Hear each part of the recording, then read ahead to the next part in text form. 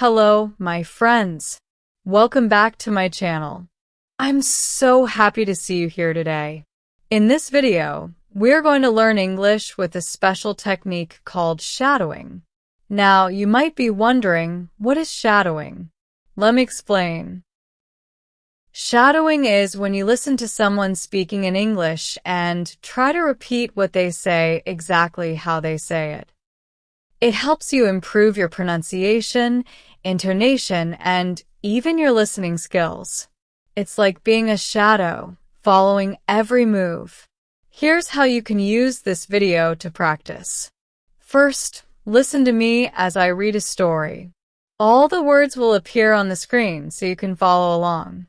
Then, try repeating after me, copying my tone and rhythm. It's okay if you don't get it perfect the first time. Practice makes progress. Before we begin, I want to tell you why I chose this story. It's something I heard recently, and I thought it would be perfect to share with you because it's both interesting and useful. Today's story is about Sarah, a young woman who traveled to the United States for the first time. The story is written in clear, easy English, so you can focus on understanding the words and practicing your speaking. Here's what we'll do. I'll read the story slowly and clearly, and you can follow the words on the screen. Later, you'll have a chance to repeat the sentences with me.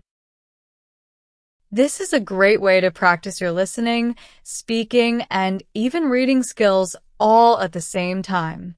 Are you ready to hear Sarah's story? Let's begin.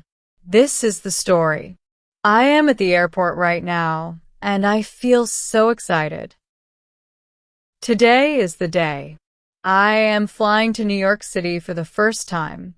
I have my ticket, my passport, and my bags. Everything is ready. I arrive at the check-in desk and hand my ticket to the lady. She smiles and says, "Here is your boarding pass. You are in seat 17C. Have a good flight." "Thank you," I say. "A window seat. Perfect. I love looking out of the window when I fly." I go through security, and it takes forever. The line is so long, but I finally get through. Now I am at gate 23, waiting to board my flight. After some time, I hear the announcement. Flight 567 to New York is now boarding. Please line up by group number. My heart races. This is it. I get on the plane and walk down the aisle looking for my seat. 17A. When I reach my row, I stop. Someone is sitting in my seat.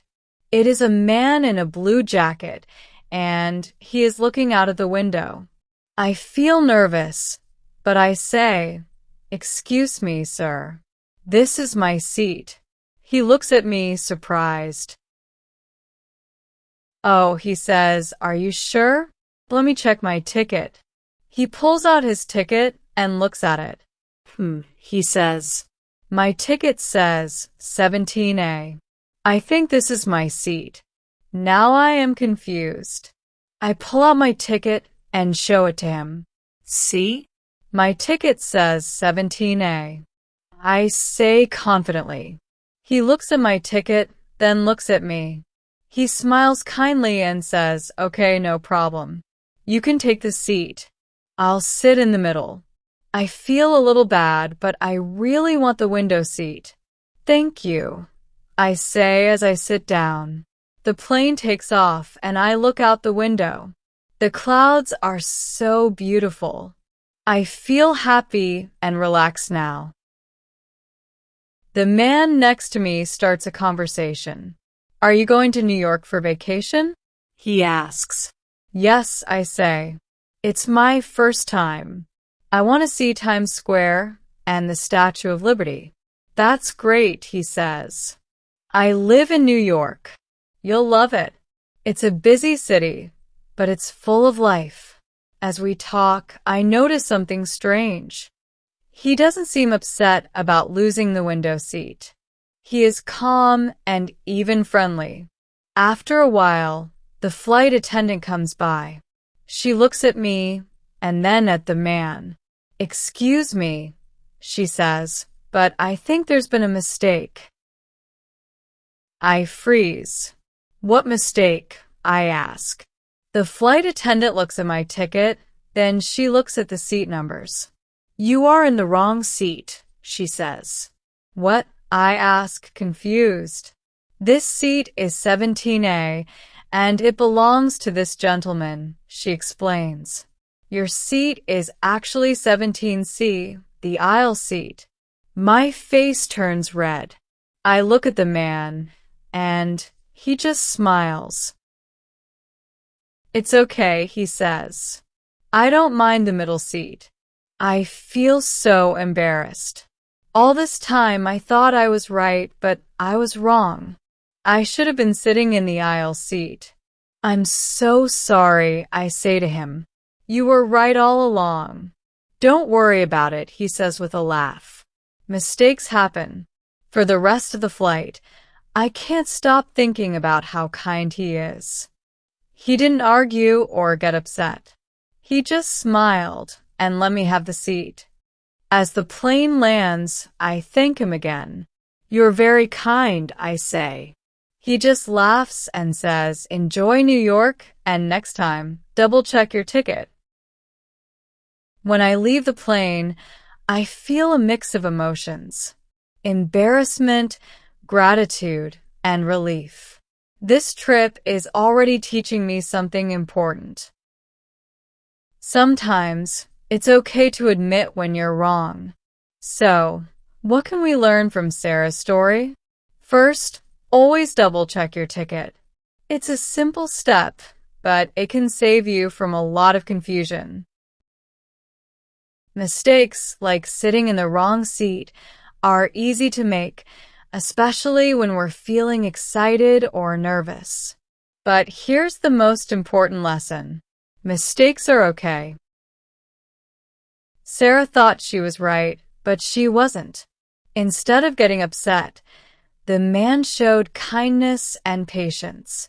This teaches us that being kind to others, even in small situations, can make a big difference.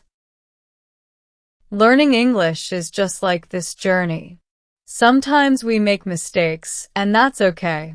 Mistakes help us learn and grow. The important thing is to keep trying and stay positive. Every small step you take in learning English is a step closer to reaching your goals. Now, I want you to think about this.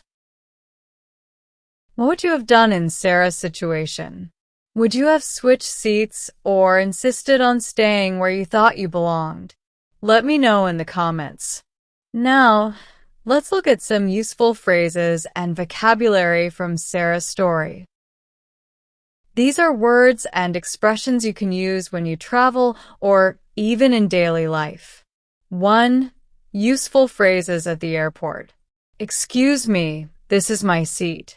Use this phrase if someone is sitting in the wrong seat. Repeat after me. "Excuse me, this is my seat." "Let me check my ticket." A polite way to confirm your seat or other travel details. Repeat after me. "Let me check my ticket." "Have a good flight." A friendly way to wish someone a safe and pleasant trip. Repeat after me. "Have a good flight." 2. Vocabulary for travel. Boarding pass. This is the ticket you need to get on the plane. Boarding pass. Example: I showed my boarding pass at the gate. Window seat, middle seat, aisle seat. These are the 3 types of seats on a plane. Window seat, middle seat, aisle seat. Example: I prefer a window seat because I love the view. Security check. The process where airport staff check your bags and ID. Security check. Example: the security check took a long time today. Gate. The area where you wait to board your flight. Gate. Example: my flight is boarding at gate 23. 3. Phrases for polite conversations. "Don't worry about it." a kind way to say that everything is okay. Don't worry about it. Example, I said sorry for the mistake, and he replied, don't worry about it. Mistakes happen. A comforting phrase to remind someone that it's normal to make errors. Mistakes happen. Example, when I sat in the wrong seat, the man said, mistakes happen. Enjoy your trip. A positive way to wish someone well on their journey. Enjoy your trip. Example, the flight attendant said, enjoy your trip. Practice time. Let's practice some of these phrases together. Repeat after me. Excuse me, this is my seat. Let me check my ticket. Don't worry about it. Mistakes happen.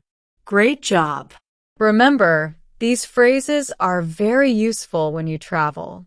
Try using them the next time you fly, or even in other situations where you need to speak politely. Thank you so much for practicing with me today. I hope you enjoyed Sarah's story and learned something new. Remember, you can watch this video as many times as you want to practice your shadowing. Repeating the story will help you improve your pronunciation, rhythm, and confidence in English. If you found this video helpful, please give it a thumbs up and share it with your friends. Don't forget to subscribe. Before we go, let me leave you with this. Learning English is not just about words and grammar. It's about connecting with people, just like Sarah did on her trip. So keep practicing, stay curious, and enjoy the journey. See you in the next video.